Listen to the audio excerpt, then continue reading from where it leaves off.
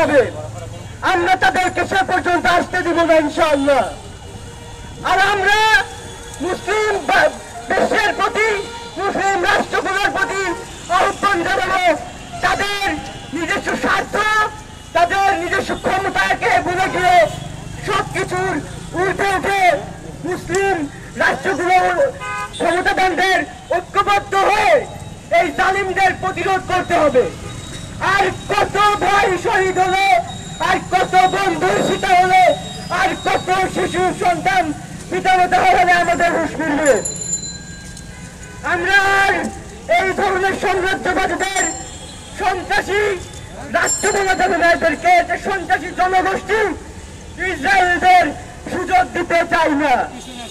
আমরা সন্ত্রাসী এই জনগোষ্ঠী, যাদের কোনো রাষ্ট্র নেই, যাদের কোনো ধর্ম নেই, যারা ঐতিহাসিক ভাবে লাঞ্ছিত একটা জনগোষ্ঠী, তাদেরকে হুঁশিয়ার করে বলে দিতে চাই, তোমাদের পতন অনিবার্য ইনশাআল্লাহ। ইনকিলাব জিন্দাবাদ, আজাদি জিন্দাবাদ। ধন্যবাদ। ধন্যবাদ।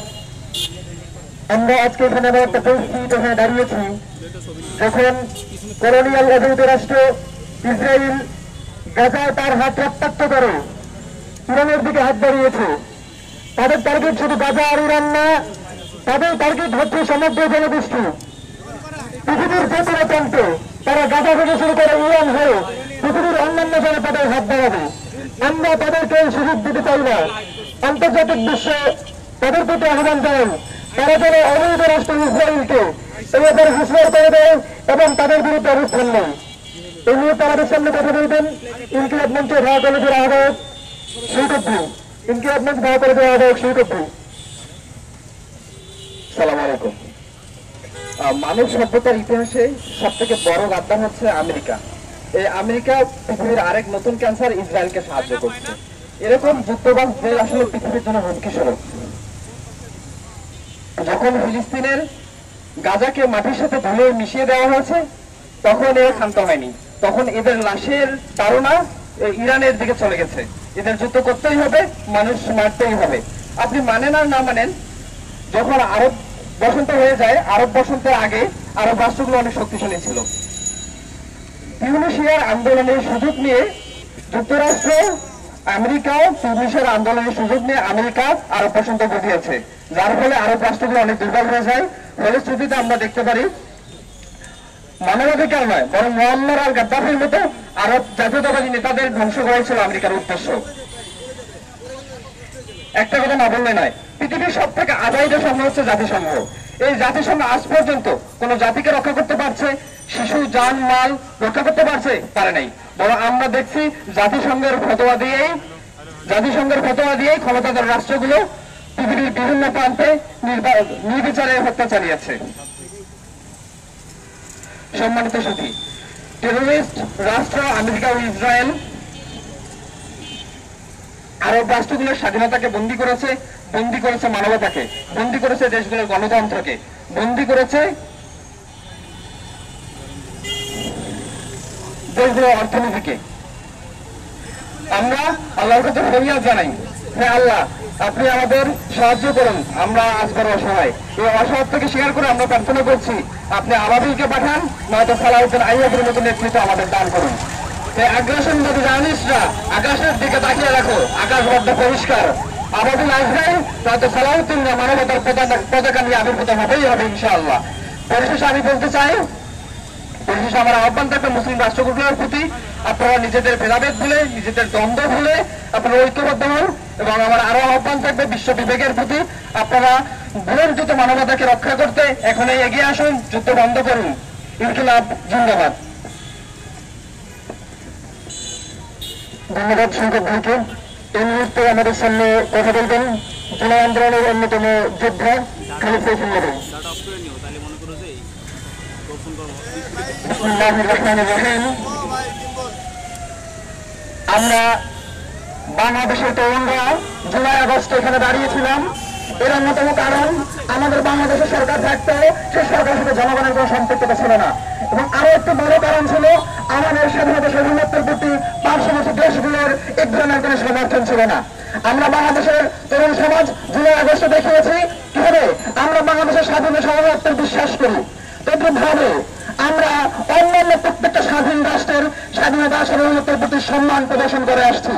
তার ধারাবাহিকতায় আজকে যখন আমরা দেখেছি ইরানে কিভাবে বর্বরোচিত হামলা চালিয়েছে, তাদের স্বাধীনতা সার্বভৌমত্বের প্রতি বিভ্রান্তি প্রদর্শন করে একটি দখলদার ইসরায়েল রাষ্ট্র কিভাবে বর্বরোচিত হামলা চালিয়েছে। কিন্তু দুঃখের সাথে বলতে হয়, যারা সারা পৃথিবীতে গণতন্ত্র সবক দেয়, যারা সারা পৃথিবীতে গণতন্ত্র মানবাধিকারের কথা বলে, কিন্তু আজ ইরানে কিভাবে নির্বিচারে নারী শিশুগুলো ঘুমন্ত মানুষের উপরে নির্বিচারে হত্যা নির্যাতন চলছে, কিন্তু সে জায়গায় তারা নীরব। আমরা দেখেছি ইতিপূর্বে ফিলিস্তিনে কিভাবে শত শত হাজার আমাদের মা বোন শিশুদেরকে কিভাবে বিভৎসভাবে একটি শহরকে, একটি নগরকে মাটির সাথে মিশিয়ে দিয়েছে। আমরা যখন বাংলাদেশে আজকে যেভাবে দাঁড়িয়ে আছি, ঠিক এমনি যদি কল্পনা করি আজকে ফিলিস্তিনের শিশুরা, ফিলিস্তিনের মায়েরা কিংবা হাহাকার করছে খাবারের জন্য, তাদের সেখানে খাবার নেই, পানি নেই, মানবতার জীবনযাপন করছে। এর জন্য যে দায়ী, সেই দায়ী হচ্ছে ইসরায়েল, অবৈধ রাষ্ট্র ইসরায়েল। এত রক্তের পরেও, এত হাঙ্গামার পরেও, এত পরেও তাদের সেই রক্ত পিপাসা মিটে নাই। বিশ্ববিবেক বরাবরের মতোই মুসলিম বিশ্বের ক্ষেত্রে তারা নীরব থেকেছে। আজও যখন একটি স্বাধীন সার্বভৌম রাষ্ট্র ইরানের উপরে নির্বিচারে তাদের স্বাধীনতা সার্বভৌমত্ব হুমকি শুধু নয়, বাবার হুমকি দেওয়ার পরে লঙ্ঘন করে সেখানে হামলা চলছে। আমরা বাংলাদেশের তরুণ সমাজ, আমরা বাংলাদেশের পক্ষ থেকে একটি বার্তা দিতে চাই, প্রত্যেক স্বাধীন রাষ্ট্রের প্রতি আমাদের তাদের স্বাধীনতার প্রতি এবং তাদের মানবাধিকারের প্রতি, তাদের যে সার্বভৌমত্বের প্রতি আমাদের সম্মান রয়েছে, সেই সম্মানের ধারাবাহিকতায় আজকে আমরা রাজু ভাস্কর্য থেকে সমর্থন জ্ঞাপন করছি। আমরা যুদ্ধ নয়, আমরা শান্তি চাই।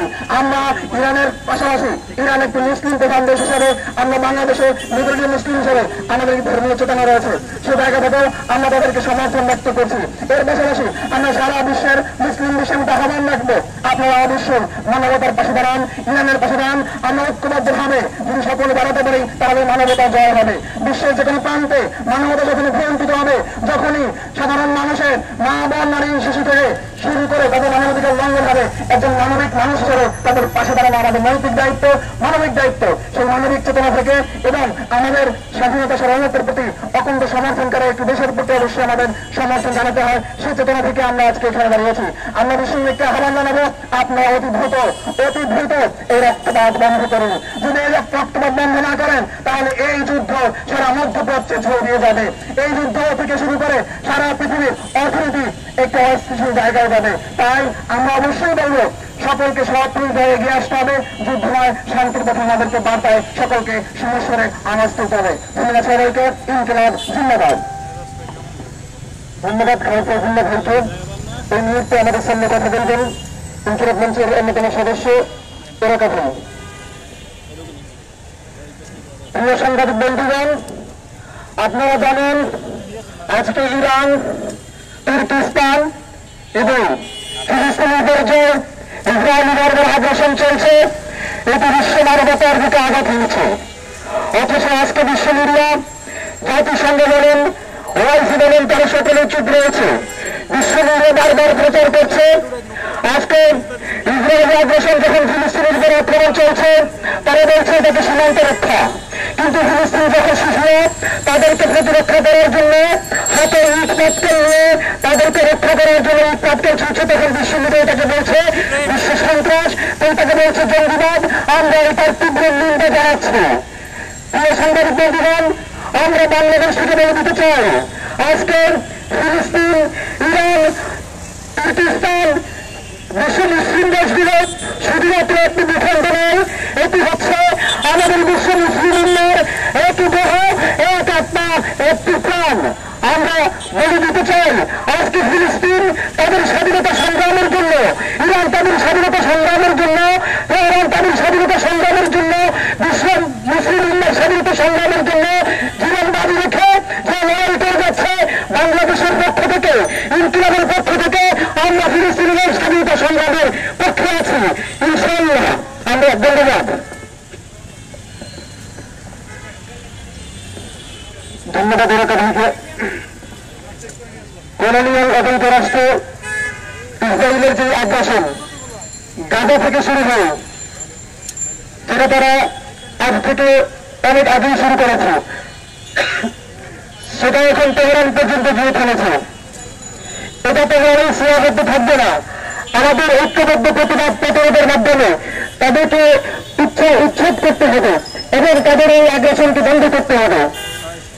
আজ আমরা একটা পরিস্থিতি দাঁড়িয়েছি, যখন তারা গাজায় একটু গণহত্যা চালিয়েছে, গাজার শিশুরা খাবার পাচ্ছে না, আমাদের নরেন্দ্রের বাসস্থান হচ্ছে না, এবং এর মধ্যে তারা আবার তেহরানে হামলা চালিয়েছে এবং সেখানে বিশ্বের বড় বড় রাষ্ট্রগুলোর সঙ্গে তারা নিয়োগ ভূমিকা পালন করছে।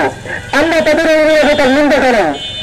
আমরা আমাদের অবস্থান স্পষ্ট করছি, পৃথিবীর যে কোনো প্রান্তে যে কোনো মুসলিম জনপদে যদি আগ্রাসন হোক না কেন, সেটা যে কোনো জাতির বিরুদ্ধেই হোক, আমরা তাদের পক্ষে অবস্থান নেব। মুসলিমদের পক্ষে, ইনসাফের পক্ষে আমাদের অবস্থান সবসময় স্পষ্ট থাকবে। এই মুহূর্তে আমাদের সামনে বক্তব্য রাখবেন চট্টগ্রাম বিশ্ববিদ্যালয়ের শিক্ষার্থী এবং চট্টগ্রাম বিশ্ববিদ্যালয় ইনকিলাব মঞ্চের সদস্য নিয়াজ বাগদিন ভাই। আসসালামু আলাইকুম। আজ বিশ্ব মানবতা বিকারগ্রস্ত। কারণ আমরা বিকারগ্রস্ত কেন বললাম? আমরা গাজার দিকে তাকাই, ফিলিস্তিনের দিকে তাকাই, উইঘুরের দিকে তাকাই এবং আমাদের পার্শ্ববর্তী দেশ ভারতের কাশ্মীরের দিকে তাকাই। সব জায়গায় আমরা দেখতে পাই যে আমাদের মানবতা ভুলণ্ঠিত হচ্ছে। আমাদের বিশ্ব মোড়ল যারা আছে, যারা মানবতার বাণী আমাদেরকে শোনায়, তারা মানবতার বাণী দেখে আমাদেরকে সামনে মূল্য ঝুলিয়ে আমাদের কাছে কড়া বিক্রি করে মানবতার, তারাই সব থেকে বেশি ওই মানবতা বিরোধী কাজগুলো করে। যখন ফিলিস্তিনের 54,000 নারী এবং শিশু মৃত্যুর কারণ হয় তারা, সেটা তাদের কাছে হয় আত্মরক্ষা। আর আমার মুসলমান ভাইরা যদি নিজেদের আত্মরক্ষার জন্য ইট পাটকেল মারে, সেটা হয় তাদের কাছে জঙ্গিবাদী। এখন 54,000 মানুষের মৃত্যু তাদের কাছে মানবতা হয় না, যাদের কাছে মানবতার বিবেককে যাদের জাগ্রত করে না, বিবেককে নাড়া দেয় না, তাদের কাছে আমরা মানবতার বয়ান শিখতে চাই না। আমরা তাদের কাছ থেকে মানবতার কোনো মূলক দেখতে চাই না, তাদের কাছ থেকে আমরা কোনো মানবতার কলার বাণী শুনতে চাই না। আমরা চাই বিশ্ব শান্তি। এই বিশ্ব শান্তির জন্য যেভাবে কুল্লু মিল্লাত ওয়াহিদার তারা একত্রিত হয়েছে, সমস্ত কুফরি শক্তি একত্রিত হয়েছে, তেমনি ভাবে সকল মুসলিম শক্তিকে একত্রিত হতে হবে। আজকে আপনাদের মিডিয়ার ভাইদের মাধ্যমে আমরা বলতে চাই, বিশ্ব মুসলিম শক্তি হওয়া রাষ্ট্রগুলোকে তারা যদি একত্রিত না হয়ে কুল্লু মিল্লাত ওয়াহিদার বিপরীতে কুল্লু মুসলিম ওয়াহিদা না গঠন করতে পারে, তাহলে পৃথিবী থেকে মুসলিম শব্দটা বিলীন হয়ে যাবে। আমাদেরকে এখন সর্বপ্রথমে যে কাজের জন্য একত্রিত হতে হবে, সেটা হচ্ছে মানবতা রক্ষায়, বিশ্ব শান্তি রক্ষায়, বিশ্বের মানুষের ভিতরে অর্থনৈতিক, সামাজিক, আর্থিক সব বিষয়ে শান্তির জন্য আমাদেরকে আগে যুদ্ধ বন্ধ করতে হবে। যারা নিজেদের রক্ষার পরিবর্তে বলে, তারা বলতেছে ইরান যদি নিউক্লিয়ার বোমা তৈরি করে তাহলে সেটা আমাদের জন্য হুমকি স্বরূপ। কিন্তু তারা যে নিউক্লিয়ার বোমা তৈরি করে সমস্ত বিশ্বের জন্য হুমকি তৈরি করে রেখেছে, সেটা নিয়ে তাদের কোনো গান নাই, তাদের কোনো কান্না নাই। আমরা বলতে চাই, আমাদেরকে ভয় দেখিয়ে লাভ নাই। আমাদের ইতিহাস জানুন, আমাদেরকে ভয় দেখিয়ে লাভ নাই। আপনারা কারবালার ইতিহাস জানুন। আমরা যুদ্ধ নয়, আমরা প্রতিরোধী আমাদের সর্বশক্তি। আমাদের পরাজয় হওয়ার ভয় নাই, আমাদের প্রতিরোধ হওয়ারই সর্বশক্তি। সবচেয়ে বলবো, আমাদের যত মুসলিম রাষ্ট্র আছে, আমরা বাংলাদেশি মুসলিম রাষ্ট্র হিসেবে আমরা বলবো ইরানের পাশে আছি আমরা, এবং সমস্ত মুসলিম রাষ্ট্রের পাশে আছি, এবং দিন শেষে আমরা ইনসাফের পক্ষে আছি। ইরান যদি কোনো একটা অমুসলিম কান্ট্রি হতো এবং তার উপরে যদি ইসরায়েল হামলা চালাইতো, তার বিরুদ্ধে আমরা অবস্থান নিতাম, এবং ভবিষ্যতে যদি চালায় তার বিরুদ্ধে আমরা অবস্থান নেব। আমরা মানবতার পক্ষে, ইনসাফের পক্ষে। ইনকিলাব জিন্দাবাদ। ধন্যবাদ নিয়াজ বাগদিন ভাইকে। এই মুহূর্তে আমাদের সামনে কথা বলবেন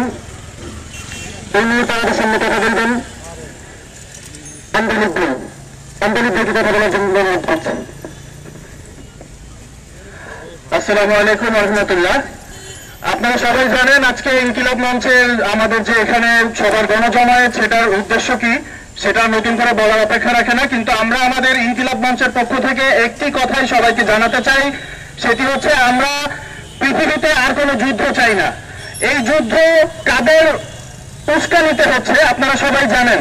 ইসরায়েল প্রথমে একটি অজুহাত দেখে তারা ইরানে হামলা করলো এবং তারপর থেকে কিন্তু এই যুদ্ধ আজকে 6 দিন ব্যাপী কন্টিনিউ হচ্ছে।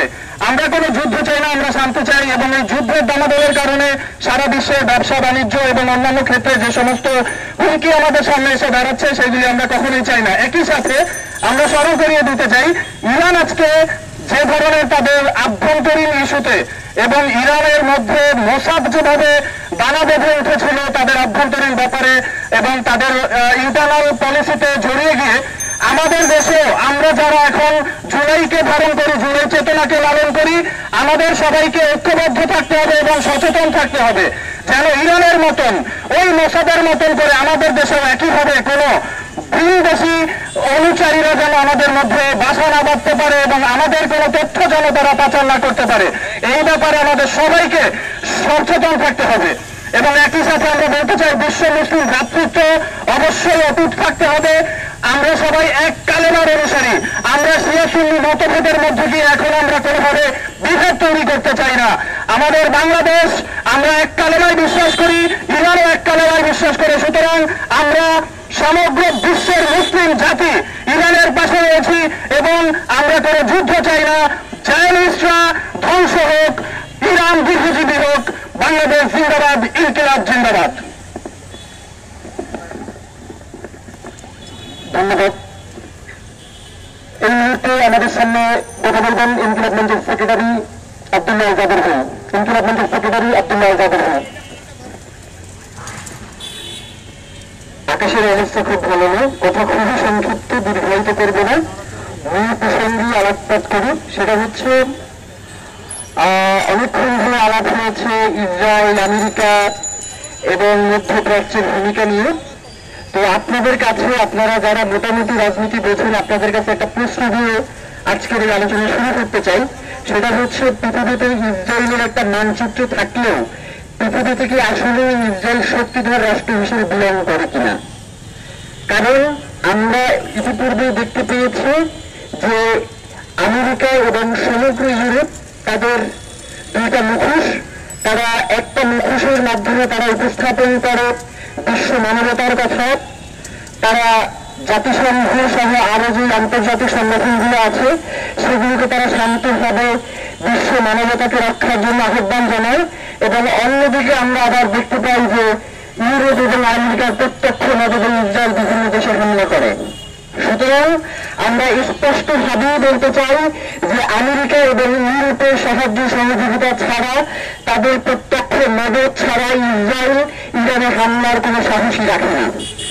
সুতরাং আমরা আজকে এখানে যারা দাঁড়িয়েছি প্রত্যেকেই অত্যন্ত ক্ষোভ এবং নিন্দা নিয়ে এখানে দাঁড়িয়েছি, কারণ আজকে যে ইরানের উপরে হামলা হয়েছে সেটি শুধুমাত্র ইরান একটি দেশের উপরে হামলা নয়, এটি হচ্ছে একটি বৈশ্বিক সন্ত্রাস এবং আন্তর্জাতিক মানবাধিকারের সুস্পষ্ট লঙ্ঘন এবং জাতিসংঘের সমাজের সুস্পষ্ট লঙ্ঘন। আমরা ইসরায়েলের পক্ষ থেকে আমাদেরকে বলা হয় যে তারা আত্মরক্ষামূলক এই আক্রমণগুলোকে পরিচালনা করে। আমরা তাদের কাছে প্রশ্ন রাখতে চাই যে কোনো একটা দেশের অভ্যন্তরে ঢুকে সেই দেশের নিরীহ মানুষদেরকে হত্যা করে কি আপনার আত্মরক্ষা কিনা? সুতরাং যারা এই ধরনের বাণী আমাদের সামনে উপস্থাপন করে, যারা এই ধরনের শান্তি চুক্তি মানে ছলচাতুরি করে এবং পরিপ্রেক্ষিতে আমরা দেখতে পাই যে গাজার উপত্যকা তারা দখল করে ফেলে, তারা গোলান মালভূমি দখল করে ফেলে, তারা পশ্চিম তীর দখল করে ফেলে, তারা ফিলিস্তিনকে তাদের পর্যায়ে নিয়ে যেতে চায়।